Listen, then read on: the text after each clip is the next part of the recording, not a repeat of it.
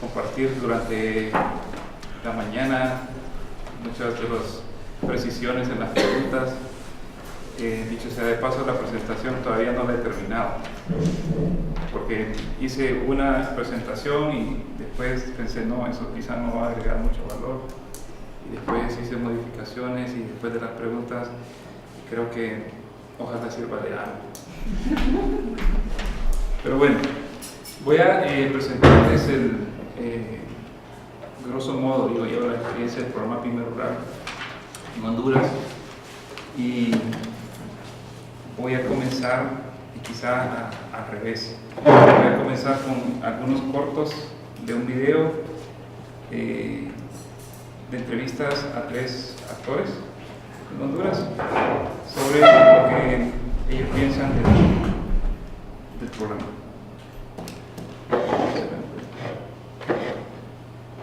Estoy nervioso. ¿De qué me debería ir?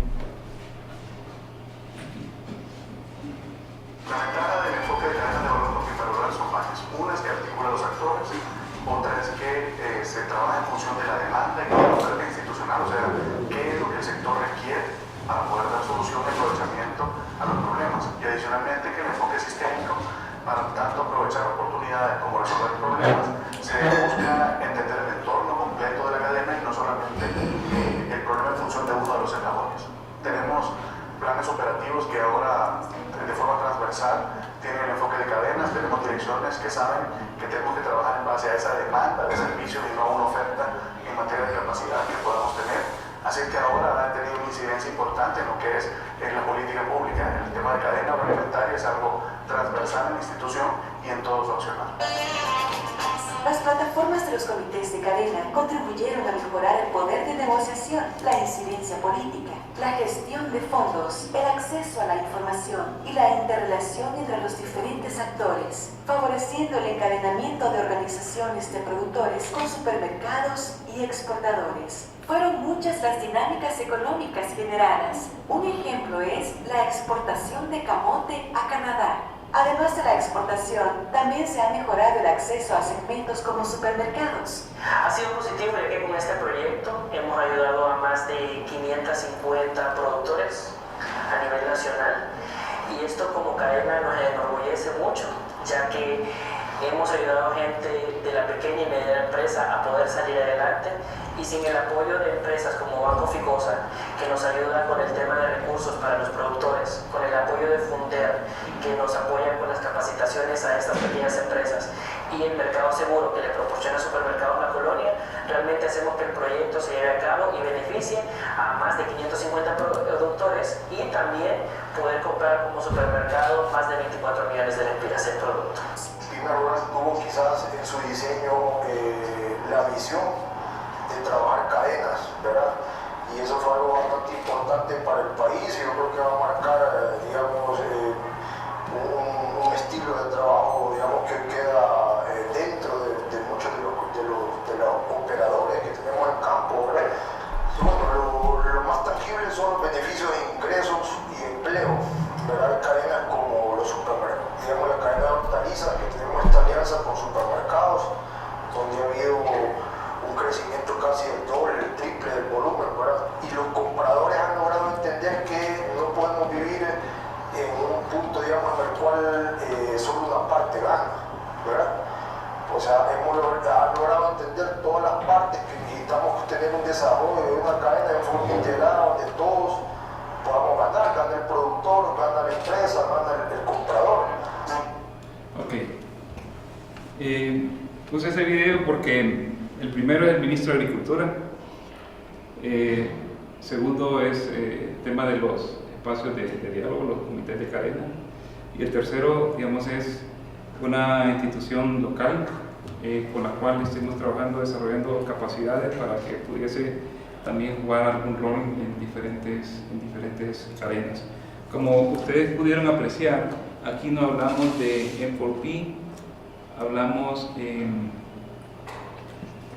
de cadenas de valor. O sea, el proyecto fue diseñado en el 2008, ¿verdad?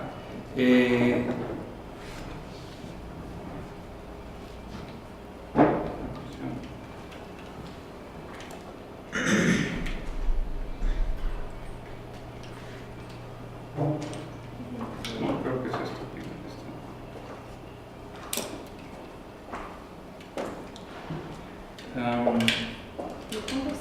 bien. Creo. Vamos a ver, ahí está.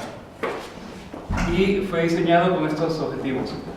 Uno, facilitar la interacción público-privada a través de dos enfoques complementarios. Cadenas de valor, tanto a escala nacional, pero también cadenas de valor desde una perspectiva territorial también, vinculado con el enfoque de desarrollo económico local, que además de cadenas de valor lleva otros ingredientes, por supuesto. El objetivo está enfocado en generación de ingresos y empleo. En Honduras y Nicaragua, yo voy a hablar del caso de Honduras, y el grupo meta directo para nosotros eran entidades del sector público y privado a nivel local y a nivel nacional. Como un grupo meta indirecto, entonces la MIPYME rural. Aquí estamos claros. O sea, un tema fuerte, digamos, de desarrollo de capacidades. Y la idea era pensar la sostenibilidad de las empresas en las cadenas en las cuales ya están trabajando con algunos nuevos rubros. Por ejemplo, el caso de Camote, que es una cadena relativamente nueva en el país.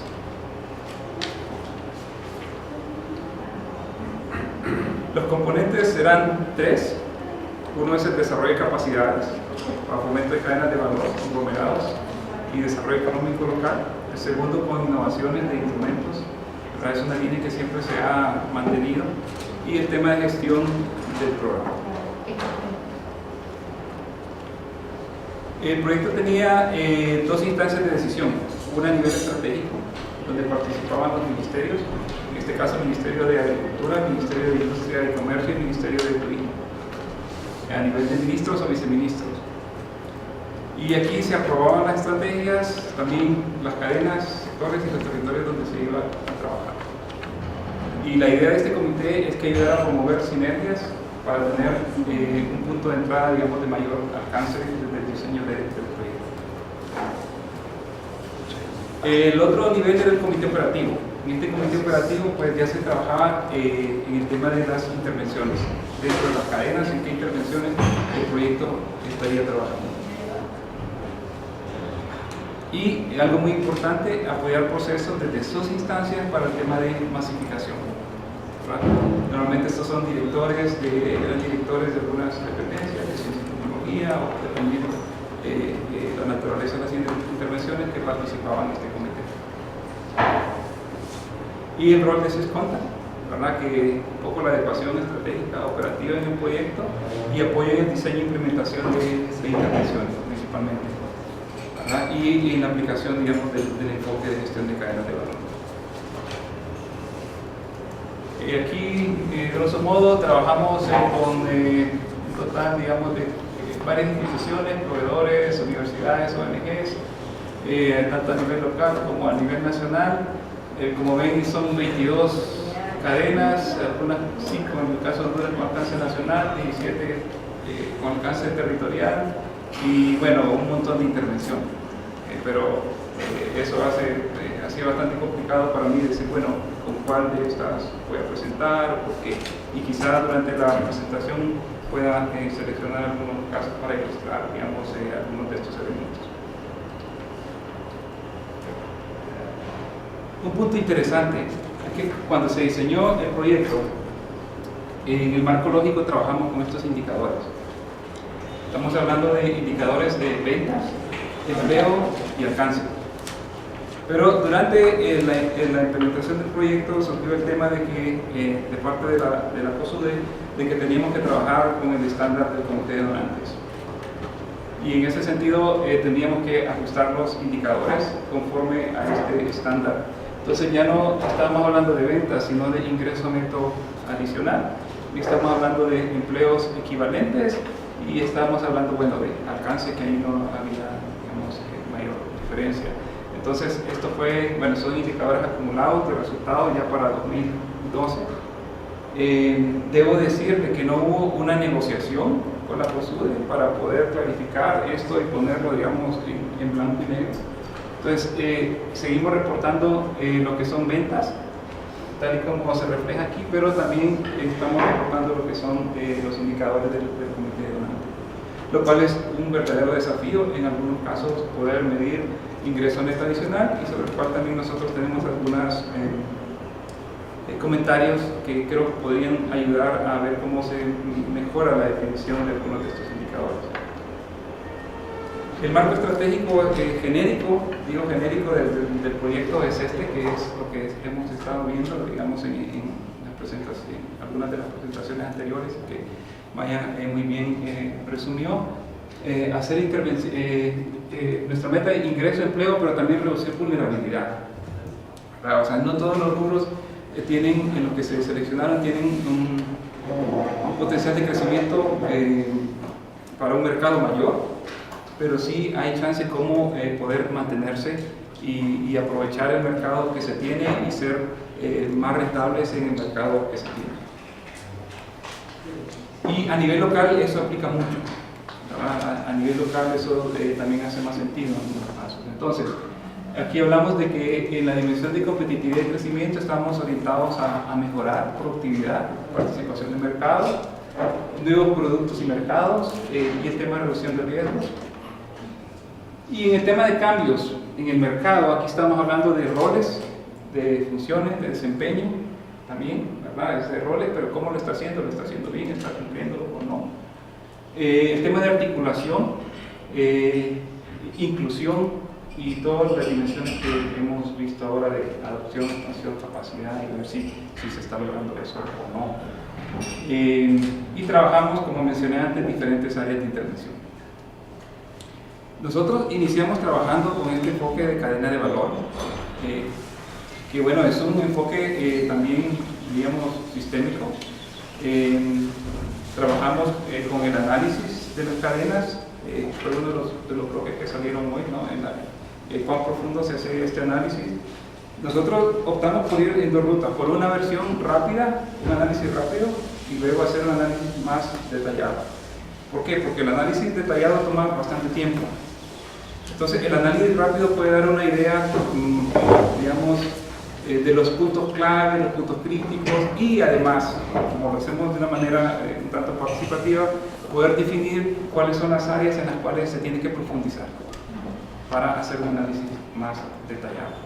Y luego hacíamos este proceso. Después de eso se hacen los acuerdos de competitividad. En el video aparece una publicación en el diario de la Gaceta del acuerdo de competitividad de una cadena. Ese es un mecanismo de oficialización de una agenda de trabajo entre el sector público y el sector privado en cuanto a objetivos estratégicos de esas cadenas en las cuales se va a trabajar. Aquí, por supuesto, a veces se sale una lista bastante larga, porque en casi todas las cadenas tienen múltiples restricciones y hay que trabajar en varias cosas. Y ahí el tema de cómo se prioriza eso, para mí es donde el tema de Enforpi ha agregado valor al trabajo que nosotros hacemos, porque ahí es donde creo que genera bastantes herramientas, instrumentos para la reflexión y poder tener una mejor selección, sobre todo de intervenciones y diseño de intervenciones. Luego el tema de monitoreo y valoración del impacto de eso y mantener esto como un ciclo. Ahora, el desafío para nosotros era, ok, nosotros lo podemos hacer como proyecto, pero nos interesa dejar una capacidad instalada en el país para poder hacer eso reiteradamente, de acuerdo a la necesidad. Y fue por eso que entramos con el Ministerio de Agricultura pensando que era el rol que le correspondía al Ministerio en esa dimensión estratégica. Pero aunque son cadenas agroalimentarias, no es un rol solamente pertinente para el Ministerio de Agricultura, sino también para el Ministerio de Industria, para Salud Pública y para otras dependencias que definitivamente juegan un rol para que la cadena pueda desenvolverse, desempeñarse. Entonces se formaron, digamos, comisiones específicas de trabajo, etcétera, etcétera. Hay otros detalles sobre eso. Pero el asunto es, primero, si había voluntad política. Segundo, si había permeabilidad para incluir algunos nuevos temas, y sobre todo si había capacidad para poder echarlo a andar. Y creo que voluntad había, permeabilidad también lo hubo. Bueno, la muestra es un ministro, tenemos un nuevo ministro y también ha seguido, aunque siempre hay como su bache, ¿no? O sea, después de 6 meses que están en el cargo se dan cuenta que así hay cosas que el otro hacía que también debo retomar, y en este caso se está retomando, pues tenemos un nuevo gobierno desde enero de este año. Y bueno, a lo largo del ciclo el tema de desarrollo de capacidades y gestión de conocimiento. Ahora, con el tema de F4P, nosotros nos ayudó bastante a profundizar en el tema del rol de facilitación, por un lado, por otro, en el tema de las acciones sistémicas y los cambios sostenibles y el impacto a escala. Quizás si no hubiésemos tenido los insumos del F4P para poder mejorar, porque esto lo incluimos, digamos, durante la implementación del proyecto. De hecho, algunas de las primeras intervenciones quizás no fueron tan bien pensadas, y definitivamente cuando tuvimos los nuevos ingredientes creo que sí mejoramos en estos procesos. Esto no lo van a leer bien, lo teníamos, es que la presentación la tenía en otro software, ¿verdad? Pero nosotros teníamos algunos ingredientes de trabajo. Estos son los ¿cómo se llaman? Los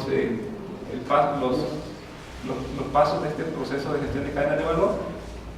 Hicimos una reflexión interna, porque Swisscontact también ha trabajado en un proceso de desarrollo de capacidades sobre N4P, de cómo esos elementos de N4P calzaban dentro del ciclo de gestión de cadenas de valor, y ver si con cuáles de esos nosotros estamos cumpliendo o regularmente cumpliendo y dónde teníamos que mejorar, ¿verdad?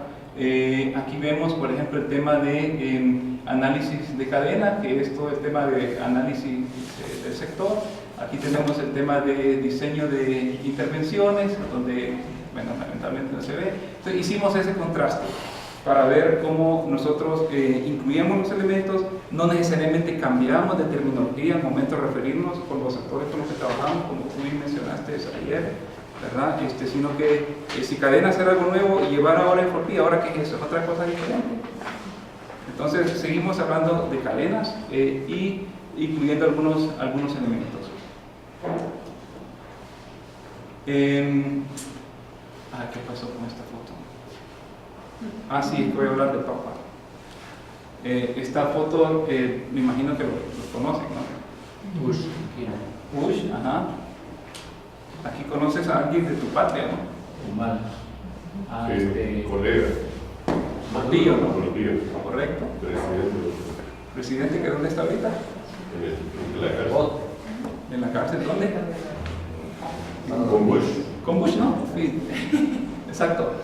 Esta foto, ¿por qué la pongo? Voy a hablar de la cadena de papas. Este es cuando se firmó el Tratado de Libre Comercio entre Honduras, Centroamérica y Estados Unidos. Se firmó el Tratado de Libre Comercio, y digo yo, a ciegas en muchas cosas. En Centroamérica, excepto los costarricenses, pudieron hacer mejores negociaciones en términos comerciales. Desde el punto de vista de análisis, digamos, sistémico, eso es sumamente relevante para muchas cadenas agroalimentarias en Honduras. Desde el punto de vista de competencia, desde el punto de vista de la influencia en precios y la presión sobre la competitividad de la cadena, etc. Esto está desde hace 3 años en los restaurantes en Honduras. Es una campaña del Potato Board de Estados Unidos que dice: más restaurantes eligen papas de Estados Unidos. Acá arriba dice que las papas de Estados Unidos son más ricas y no sé cuánto, y están todas las formas americanas, algunas no tanto, de comer papas, ¿verdad? Pero nosotros producimos papas también. El arancel para introducir papa congelada en Honduras es 0%. El arancel tanto de Estados Unidos como de Europa. Para introducir papa de semilla, 0%, quizá ya hace sentido. Y para papa, digamos, fresca, ahorita estamos en un 6%. Costa Rica mantiene un 45%. ¿Y por qué? Ahora bien, los gringos ya desde el 2007 sabían cómo estaba su sector, cuántos acres tenían, etcétera, etcétera. Cuántos productores, cuántos eran mujeres, la edad promedio, etcétera. En Honduras no sabíamos. Decíamos así: ¿cuántos? No sabemos. ¿Cuánto producen papas? Son 4.000. ¿Cuánto producen? ¿Dónde está la información? No teníamos información. Entonces, este es un tema de cómo se toman decisiones en el más alto nivel sin información. Y para nosotros hacer un trabajo, digamos, en cadenas, tenemos que estar bien informados. Entonces nosotros invertimos, en parte del proyecto, la primera inversión fue en una investigación a profundidad sobre lo que pasaba en el sector. Y hicimos casi un censo con las asociaciones de paperos, con todo, había incentivos para que recogiera información también, para saber cuántos eran, dónde estaban, qué pasaba, cuánto producían, si tenían riesgo, no tenían riesgo, etc. De eso se Y con base en eso, digamos, hicimos el análisis de cadena, donde, déjenme ver si recuerdo bien dónde está, sí, donde se identificaron como algunas áreas. Yo digo, hay temas en las agrocadenas que son bien comunes a todas las, que son, digamos, problemas estructurales que tienen que abordarse ahí arriba, ¿verdad? Para poder, y que necesitan mucha inversión y mucha capacidad técnica también para poder generar soluciones viables. Y se generaron estos temas en los cuales se podía trabajar. Hablé de tratados comerciales, pero también hay estándares y normas sectoriales. Había el tema de reglas y normas también informales. ¿Por qué informales? En la cadena de papa el rol del intermediario es sumamente importante. Es un agente financiero y también es un agente comercial, en el caso de Uruguay. Yo puse en este caso la perspectiva de cadena, y si ven hay 3 colores, ¿verdad? En los diferentes niveles, porque uno refleja lo que puede ser un nivel local, otro puede ser un nivel de escala nacional y otro puede ser un nivel, digamos, internacional. Y eso es súper importante para dimensionar el esquema de análisis. Si nosotros nos hubiésemos quedado analizando la papa solamente en la zona de La Esperanza, que es una región donde se concentra gran parte de la producción, quizá habríamos salido con conclusiones quizá relevantes para eso, pero no tan relevantes desde el punto de vista del sector, ¿verdad? O implicación de política pública, etc. En ese sentido, pues, tener en cuenta algunos elementos clave del entorno valdría la pena. Por supuesto, en el entorno local se puede profundizar más en generar información, y a veces en el entorno nacional, entorno internacional, quizá con información secundaria es suficiente para tener una idea por dónde está el asunto. Resumen, ¿verdad? Porque hay cuestiones ahí, y aquí tengo un link, pero quizá no entro.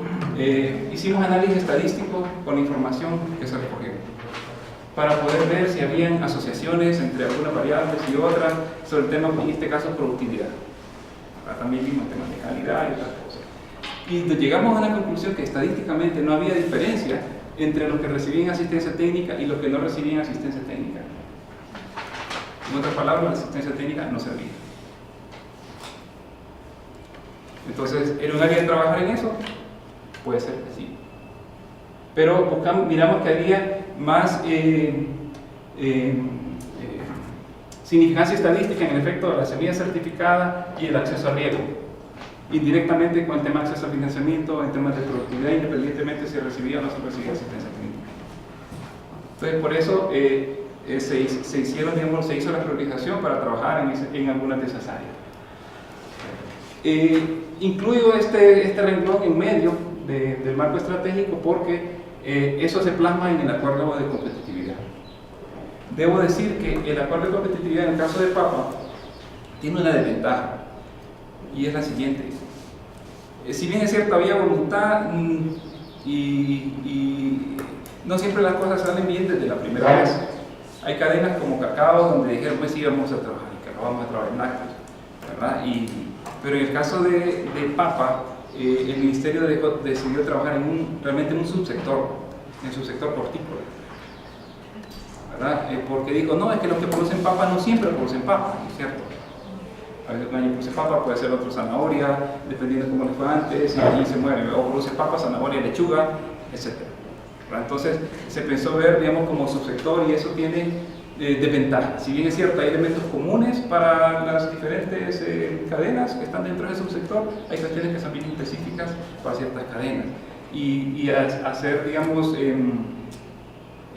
crítico con esto, el acuerdo marco de competitividad tenía un mix de unas y de otras. Por supuesto, se trató de poner como temas comunes. El tema de semilla era un problema casi en todo. Entonces, en el caso de semilla, nosotros llamamos a esto área de intervención, al igual que en aspectos sanitarios y de acceso a crédito, áreas de intervención. Y es donde voy a entrar quizá con algunos ejemplos. Trabajamos con 2 intervenciones. Por un lado, con la oferta de semilla que es importada, o sea, Honduras principalmente importa semilla de Holanda para la producción de papa, semilla certificada, y la producción de semilla en el país era inexistente. Los productores normalmente usan semilla certificada el primer ciclo, el siguiente ciclo seleccionan de esa cosecha y siembran, ¿no? porque creen que, digamos, esa generación todavía no tiene altos niveles de contaminación y todavía le resulta con buen rendimiento, pero ya en el tercer ciclo entonces vuelven a comprar semilla certificada. Algunos productores también están entrenados para producir su propia semilla, etc. Pero, ok, ¿qué es lo que estaba pasando con la semilla certificada? Había problemas de calidad.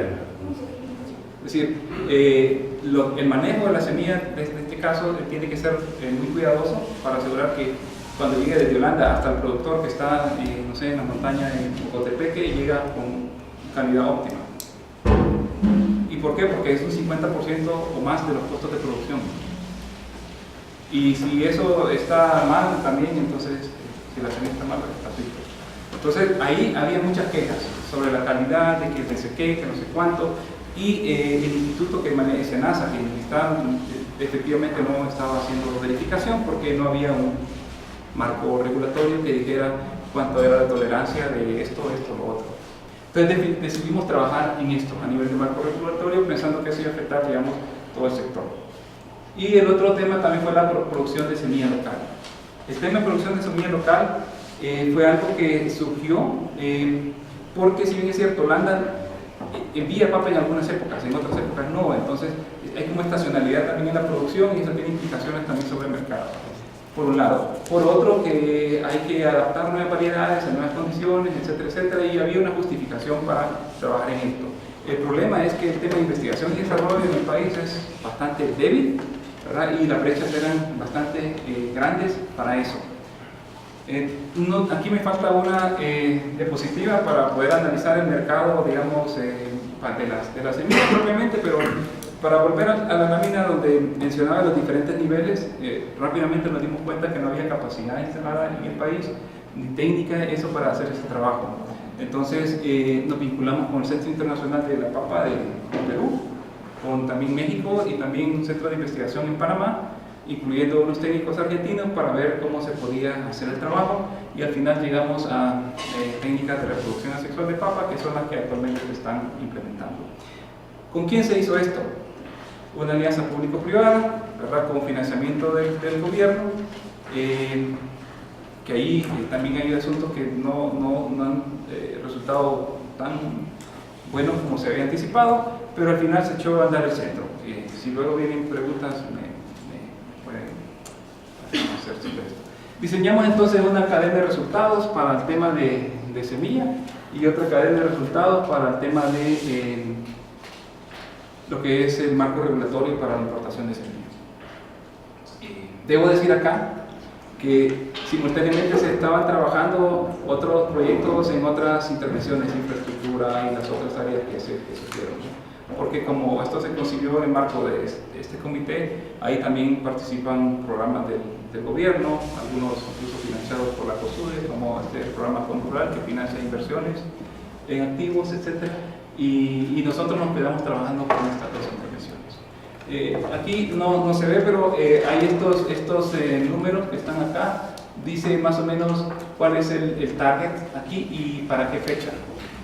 Es decir, pensamos tener tantos quintales de semilla certificada lista para la venta para el año 2000 tanto, en mes tanto, y luego también aquí para poder monitorear qué podría pasar con el tema del reglamento.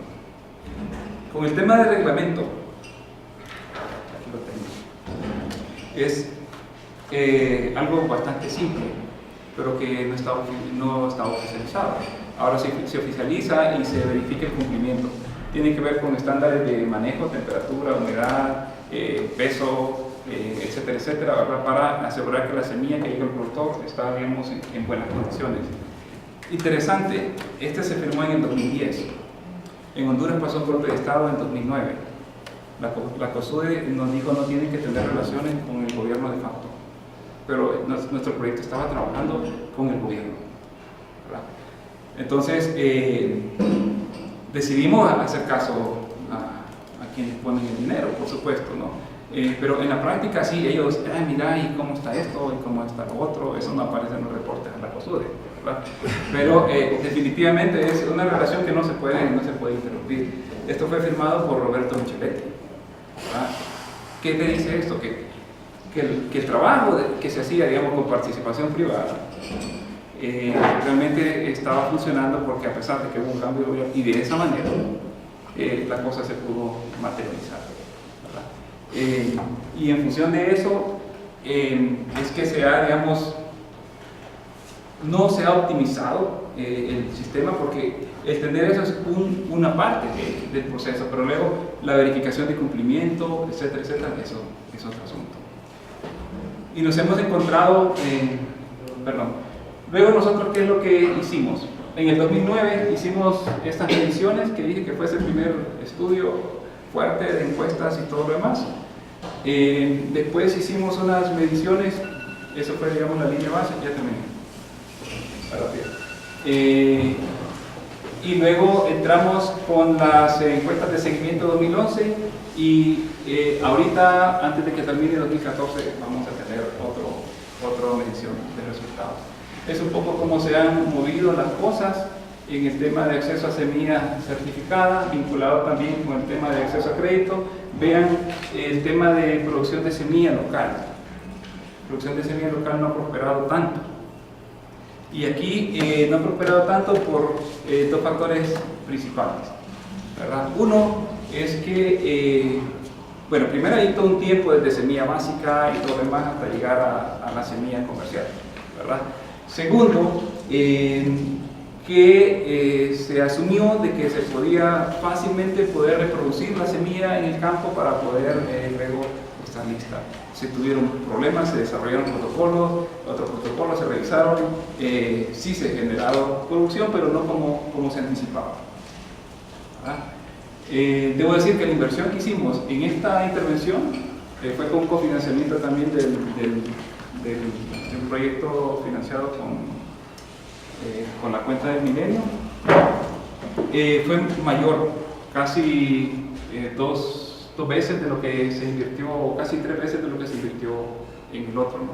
Claro, podríamos decir que eso es estratégico, sí, aporta investigación y desarrollo, está bien, pero desde el punto de vista de resultados, pues no es tan interesante, ¿verdad? Aunque podemos decir, bueno, sí, ahorita la infraestructura es flexible, ahorita se están trabajando con otros materiales, etcétera, etcétera, y quizás es que hay que darle un poquito más de tiempo, pero ya las cosas así están.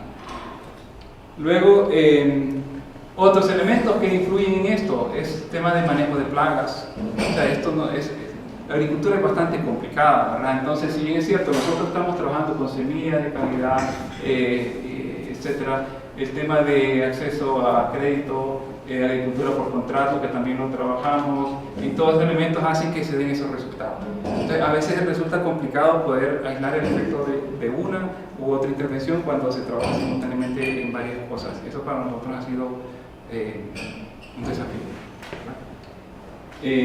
Tema de acceso a créditos ha mejorado, tema de asistencia técnica no tanto, y ahí es todo un asunto, porque hay que trabajar en un subsistema de servicios de asistencia técnica y es súper complicado. Cuando hicimos el análisis de asistencia técnica, porque nos metimos a ver qué pasaba, solo como 10 kilómetros a la redonda de los pueblos grandes llegaba el técnico, de ahí para allá no, por ejemplo. El tamaño del productor definitivamente era mayor, el que recibía asistencia técnica en cuanto a área producida, que el que no recibía asistencia técnica. O sea que también había un intento de exclusión, pero al final no importaba tanto. Otros elementos, la aversión al riesgo, como ustedes dijeron alguna vez, el tema de la estacionalidad, la región, el acceso a información, regulaciones, son cosas que simultáneamente tienen que estarse revisando. Por ejemplo, algo que pasó también en Guatemala con el tema de la... Sí, estamos cerrando, perfecto. Pero son elementos de contexto que hay que tomar en cuenta para poder entender por qué los números se ven así, etcétera, ¿verdad? Bueno, este es algún tema de facilitación que quería profundizar en eso también. Aspiramos en el proyecto a que nosotros sí orientáramos o cofacilitáramos el proceso, pero hubiese alguien en el sistema que pudiera asumir el rol de facilitación, y fue lo que expliqué del gobierno, algunos cofacilitadores que llamamos desde el punto de vista privado o organizaciones, pero que tienen, digamos, sus conflictos de interés.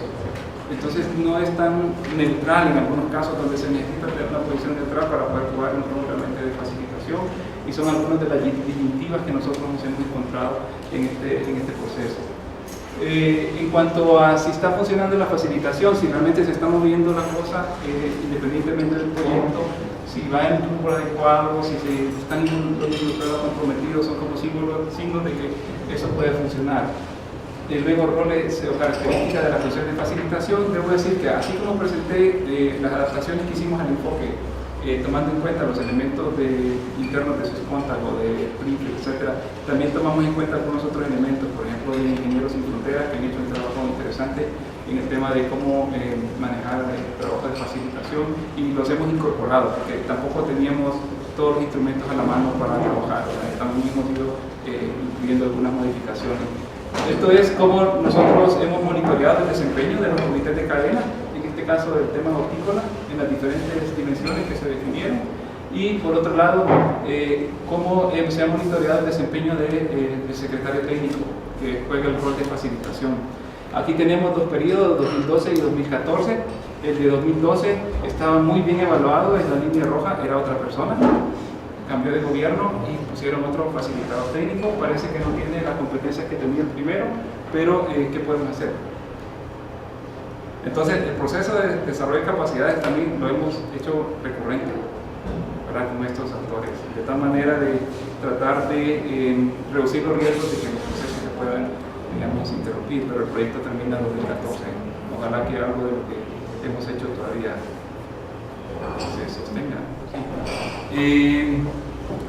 Bueno, historia breve, ¿verdad? El centro, primero, y que es bien importante, los antecedentes.